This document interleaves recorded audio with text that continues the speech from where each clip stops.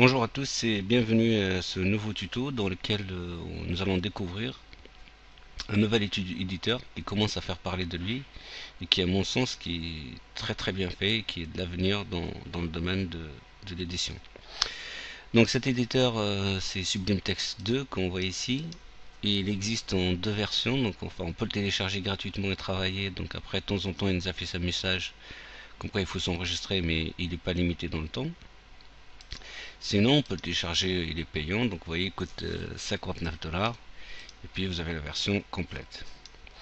Donc moi j'ai téléchargé, mais j'ai la version qui n'est pas enregistrée, qui n'est pas payante, donc, qui est gratuite, pardon. Donc après, il existe en plusieurs plateformes. On peut le Mac, Windows, Linux. Moi je suis là sur Windows, donc j'ai téléchargé sur Windows. C'est pas compliqué à télécharger, évidemment sur Windows c'est qu'un exécutable que vous installez. Et sur Mac c'est pareil, c'est un IMG, c'est une image que vous installez aussi. Donc pour ça c'est pas compliqué. Mais pour l'éditeur, enfin pour le logiciel lui-même, il se compose ainsi en fait. Donc on voit on a trois parties. Donc sur le côté gauche, on a une barre de navigation dans laquelle on peut naviguer dans notre projet, dans les dossiers, on peut créer un dossier, créer un projet, enfin un fichier, effacer, ainsi de suite. Donc là, c'est une barre de navigation standard. Puis ici au centre ou sur la droite, si vous voulez, on a des onglets, des documents ouverts. Donc on peut naviguer en fonction et les fermer, ouvrir. On peut les fermer CTRL W, CTRL N pour un nouveau. Enfin, on a des raccourcis, on peut travailler bien avec.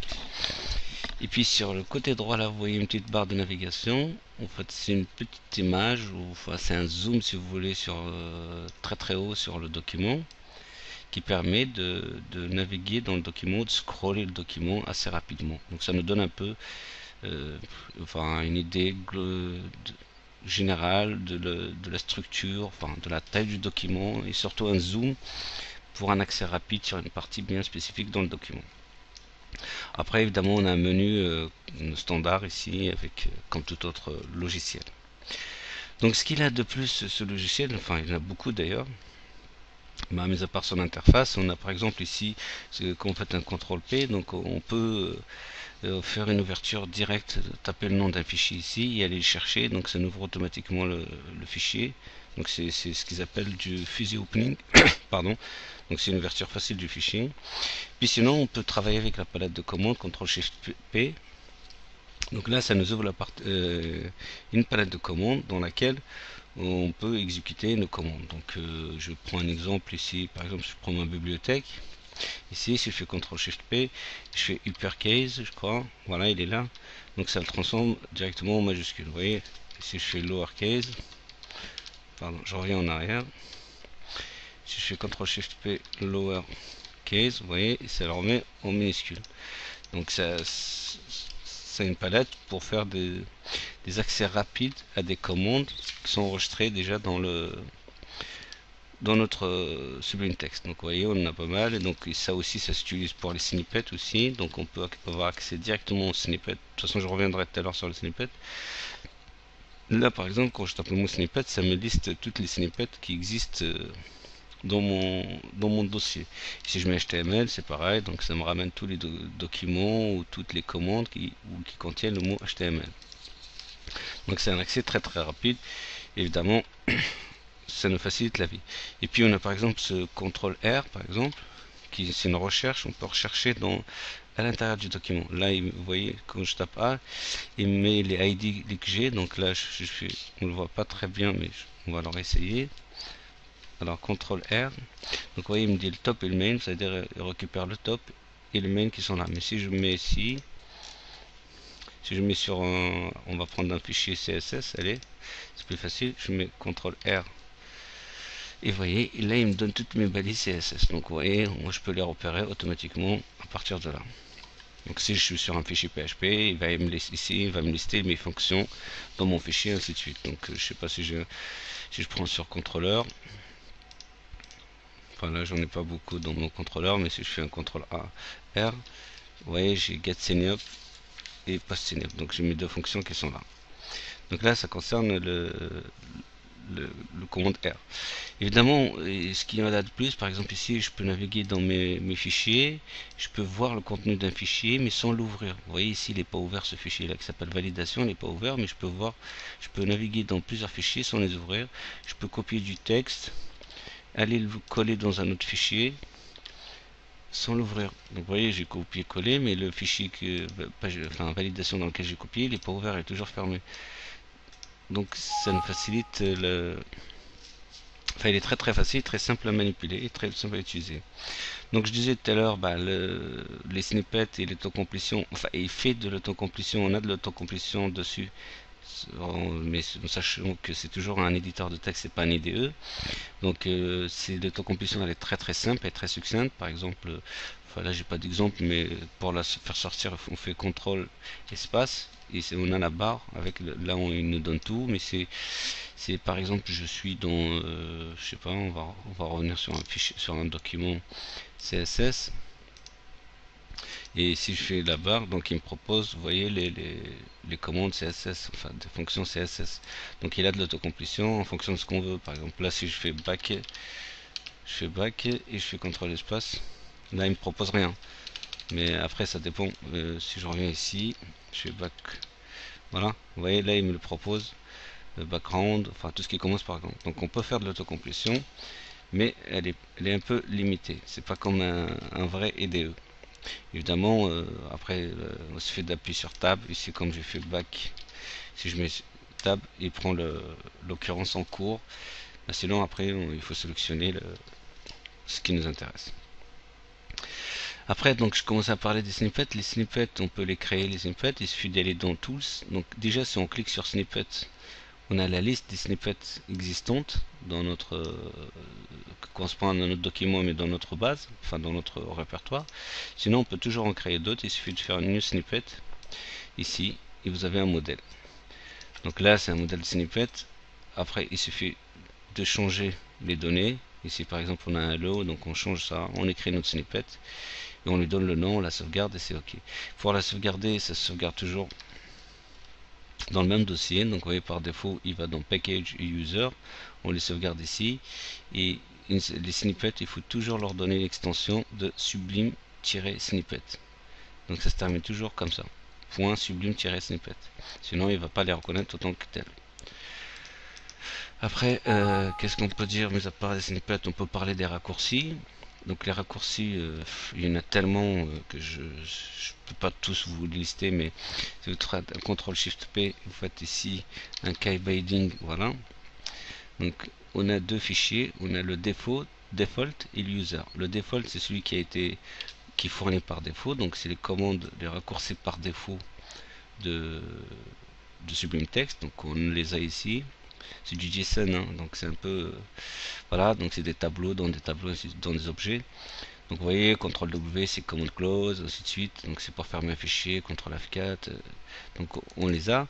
On peut les modifier cela, donc on peut modifier dans ce fichier là et enregistrer de nouveau, mais c'est déconseillé parce que si vous faites une mise à jour ou si vous changez, téléchargez à nouveau l'application, donc ça écrase les anciens. Donc l'idéal c'est si vous avez besoin de définir vos propres raccourcis, de les définir dans un fichier comme celui-ci, donc dans keybinding user, qui vont venir écraser ceux par défaut, donc il prendra les vôtres et utilisera les vôtres comme raccourci. Donc on voit ici, il y a du encoding, et enfin que je ne de NetTouch, enfin du plugin, on reviendra là. Ça c'est mes raccourcis, les raccourcis avec lesquels je travaille, que j'ai téléchargé ou que j'ai créé moi-même. Donc ça concerne les raccourcis. Après, comme je disais, il y a pas mal de choses. Je pense pas que je pourrais faire le tour de tout, mais par exemple, on a ce qu'on appelle ici la sélection verticale. Donc imaginez que je veux décaler ici tout ça, donc enfin je peux décaler évidemment, ouais je peux faire comme ça et faire un tab, décaler comme ça, mais bon peut-être c'est un mauvais exemple, mais si je veux décaler que les A à l'intérieur des LI, donc on les sélectionne comme ça, vous voyez, je les sélectionne de cette façon là, et donc je peux les décaler ensemble, vous voyez, ça c'est la sélection verticale. Donc on peut sélectionner plusieurs lignes ou plusieurs mots et les décaler tous en même temps verticalement. Évidemment, on peut scroller avec un CTRL ALT et on scrolle en même temps, donc on les sélectionne ici. Ce qui est aussi bien, c'est que par exemple ici, j'ai mon livre partout, donc vous voyez, je le sélectionne et ça l'indique en plusieurs endroits. Ça, c'est un plugin, mais j'en parlerai de plugin après. Donc, si par exemple je veux sélectionner le mot livre partout, donc je fais livre, livre, pardon, je reviens, je sélectionne livre, voilà, par exemple. Et si je veux les changer ces mots-là, je mets les livres, je mets book, ouais, pardon, et donc ça les change partout. Donc vous voyez, on fait une sélection verticale et ça nous permet de faire une modification en un seul clic ou un seul geste, on modifie beaucoup de choses. Donc je commence à vous parler des plugins tout à l'heure. Donc vous voyez, ça c'est le message. Ça tombe bien. Donc c'est le message qui vous affiche de temps en temps. À peu près, je sais pas, après toutes les 20 ou les 30 sauvegardes, je pense. Et vous affiche un message de temps en temps qui vous demande d'aller l'acheter, enfin si vous le souhaitez. Sinon vous dites juste annuler, vous continuez. Donc le logiciel reste opérationnel. Donc je vous parlais tout à l'heure des plugins. Et pour les plugins, donc je vous invite à aller sur le site de W. En fait, on peut installer beaucoup de plugins. Enfin, la liste, on peut installer comme on veut. Pour les installer, il faut aller dans, faut prendre le plugin, aller chercher sur Internet et puis le copier dans les packages, donc dans dans le dossier des plugins du package installé ici. Donc voilà, et on a tous mes packages installés, ils sont là. Donc c'est un peu compliqué, enfin c'est un peu relou, il faut aller chercher, le décompresser, l'installer, ainsi de suite. Il y a une méthode plus facile et plus simple. Donc c'est d'aller sur ce site là, wbond.net, donc celui-ci, et de télécharger ce package, donc Sublime Control Package. Donc on installe ce package là, donc il n'est pas compliqué à installer, donc soit vous faites la méthode manuelle ici, donc on copie le package, on l'installe et on le met dans le dossier dont je vous ai parlé tout à l'heure, browse. Soit vous le prenez là et vous le mettez dans là-dedans, vous le copiez là-dedans, voilà comme indiqué ici, vous voyez, install package. Sinon vous le faites à la méthode enfin, on peut le faire par la ligne de commande, ainsi de suite. Donc ce package, qu'est-ce qu'il fait? Ce package va nous permettre d'installer d'autres packages. C'est-à-dire après, on n'aura qu'à faire CTRL-SHIFT-P, on fait install. Voilà. Vous voyez ici, il cherche. Ici. Et là, il nous propose tous les packages existants, enfin, qui sont mis à jour, qui sont disponibles pour le moment. Donc là, c'est la liste de tous les packages, sans compter les packages que j'ai déjà installés. Donc ceux qui sont installés sur la machine, il les installe, il les montre pas ici. Par contre, pour les avoir, il faut aller dans la suppression des packages. Donc là, c'est tous les packages disponibles que je pourrais installer éventuellement. Mais là, la liste, elle est importante. Donc moi, je vais vous montrer. Moi, j'ai, pardon, moi j'ai déjà, enfin, sur mon éditeur sur lequel je travaille, donc les principaux packages, ils sont déjà installés. Donc voilà, j'ai Alignment qui est déjà installé, les Blade Snippet parce que j'utilise Blade, enfin Laravel. Snippet, bon, je lève reload. Alors, lève reload, c'est pour actualiser l'éditeur, enfin pardon, le navigateur automatiquement. Laravel, donc ça concerne le framework Laravel. Blade, évidemment, c'est le template utilisé dans Laravel. Alignment, ça permet d'aligner par exemple ici, enfin, on prend ça. Donc là, ça permet d'aligner les lignes. Là, je fais CTRL L, ça les aligne, vous voyez. Donc ça, c'est le plugin. Après, qu'est-ce que je peux vous montrer d'autre? Je reviens sur ma liste. Donc, et ouais, le package, je suis arrivé à NetTouch qui est super bien fait, ce package. Donc, je vais vous l'expliquer. Donc là, si on fait CTRL-SHIFT-Fetch, donc mon plugin est déjà lancé, déjà installé. Enfin, pour l'installer, c'est simple. Il suffit d'aller le chercher ici. Alors, je vous ai expliqué tout à l'heure. Pour installer, on fait install. Pardon. CTRL-SHIFT-P. On fait install. On sélectionne le package, enfin je vais installer un par exemple ici, je sais pas, un par défaut, je sais pas lequel, mais bon je prends un qui pourrait me servir peut-être un jour. Franchement il y en a tellement, je sais pas, CodeNetter, j'utilise pas CoffeeScript. Allez, on prend CoffeeScript et vous voyez ici, il est en train de s'installer le package. Donc il n'y a rien d'autre à faire et le package est déjà installé. Donc je vais vous parler de Fetch, donc là c'est Fetch, on tape Fetch, il nous propose ici. Donc en fait on a le manage et le package. Donc là le file manage package. C'est quoi ça? En fait, on va aller dans manage pour commencer à vous expliquer. Donc on va aller dans manager. Fetch, en fait, c'est un plugin qui a été développé par l'équipe de NetTuts. Donc il permet ici on enregistre les liens des logiciels ou des fichiers qu'on utilise. Comme ici vous voyez, je vais prendre ici par exemple vous avez du jQuery. J'ai le lien du jQuery ici. Donc jQuery, ainsi de suite. Et en bas, là c'est des packages. Là c'est juste un fichier, là c'est un package. Ici par exemple j'ai Cake.php, j'ai WordPress, enfin j'ai tout plein de packages. Donc comment ça s'utilise? Donc on fait CTRL-SHIFT-P. Dans mon projet ici par exemple, on va prendre ici, allez, ce projet là. Imaginez que je vais aller dans GS, voilà, dans ce produit là. J'ai envie de mettre jQuery ici. Donc qu'est-ce que je vais faire? Ben, c'est simple. Ici je crée un fichier. Et là je vais aller sur mon fetch, je prends le file et je cherche mon fichier. Et là je veux par exemple du j'avais dit que du jQuery. Alors voilà, il est là le jQuery, je fais CTRL entrée. Ici vous voyez il est en train de le chercher, il est en train de télécharger jQuery. Donc il va sur le site exactement et voilà, il me le colle dans le fichier. Donc en fait ça me crée un fichier, il suffit de le sauvegarder. Voilà, si je fais CTRL SHIFT S, et là je vais l'appeler, allez, jQuery. Je suis en cap, jQuery.gs. Et voilà, et mon fichier il est sauvegardé, il est là, vous voyez. Donc en fait ça permet d'aller chercher le fichier sur internet, ça vous évite de faire du copier-coller, tout ça. Et c'est dans le même principe si vous faites un CTRL-SHIFT-P, vous faites un fetch, prenez un package. Donc là si vous prenez Cake.php ou n'importe, il vous propose ici le répertoire dans lequel vous voulez sauvegarder. C'est par exemple si je mets Cake, voilà, je mets dans le répertoire Cake et je valide, et il est en train de le télécharger. Et si je vais essayer de vous ouvrir le répertoire Cake, vous allez voir, donc on glisse là-dedans, voilà, et il l'a téléchargé Cake.php. Donc toute l'application elle l'a téléchargé, ça prend 10 secondes, ça éviterait d'aller sur le site, le télécharger, le dézipper, le copier, le coller. Donc c'est vraiment un super plugin. Dans la même idée, cette équipe là elle a développé encore un autre plugin qui s'appelle, alors là on va faire remove pour le voir aussi.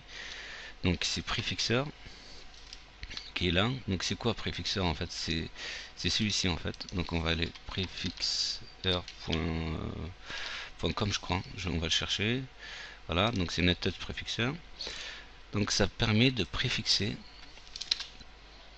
Donc ça permet de préfixer les trucs de, comment on appelle ça, le CSS. Donc là si on revient en arrière, enfin là je reviens, je réactualise.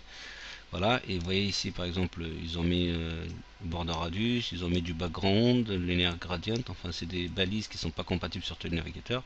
Et si vous faites préfixer, ça vous génère, vous voyez, l'ensemble des balises, enfin l'ensemble des adaptations pour l'ensemble des navigateurs actuellement sur le marché.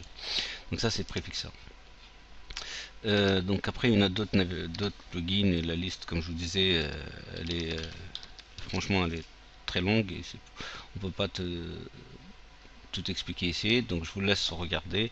Moi les plus importants que j'ai utilisé, comme je vous ai dit la dernière fois, c'est j'ai utilisé, je reviens donc à l'alignment, j'ai utilisé l'alignment, j'ai utilisé fetch, j'ai utilisé prefixer, zencoding qui est très important. Donc zencoding ici ça vous permet par exemple si vous revenez sur du HTML, vous faites une div, à l'intérieur vous faites annuel, et à l'intérieur vous faites un ali par 4 et vous faites des A, vous faites juste une tabulation et ça éclate tout. Donc là par 4 vous faites juste un tab.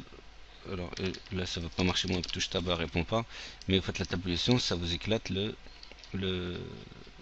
la liste. Donc ça vous fait, ça avance beaucoup, ça nous permet d'avancer rapidement dans notre travail. Donc après il y a notre plugin, c'est Soda. Là on ne le voit pas ici, c'est normal parce qu'il est déjà installé. Donc ça vous permet d'installer ce thème là qui est, vous voyez, il est un peu noir. Donc par défaut je crois que sur une texte il est gris. Donc si vous téléchargez, après il faut y aller dans préférences et vous cherchez là, enfin vous l'installez. Donc moi il est déjà installé, mais vous pouvez l'installer vous-même, le truc Soda. Après il y en a évidemment beaucoup d'autres plugins. J'essaierai de mettre quelques liens dans ma présentation, mais bon, là on voit la liste, elle est importante ici. Si vous prenez ce lien là, vous avez pratiquement tous les plugins existants, ils sont là. Donc après il suffit de regarder, d'aller sur le plugin et de détailler. Donc là, il vous envoie directement sur le GitHub du plugin lui-même et vous avez les détails et vous pouvez l'installer, faire ce que vous voulez avec. Voilà ce qu'on peut dire sur Sublime Text, ce que j'ai pu dire sur Sublime Text. Je sais qu'il y en a beaucoup plus de choses qu'on peut dire, mais bon, ça reste une intro, une présentation de ce super logiciel que je vous laisse découvrir. Et à très bientôt.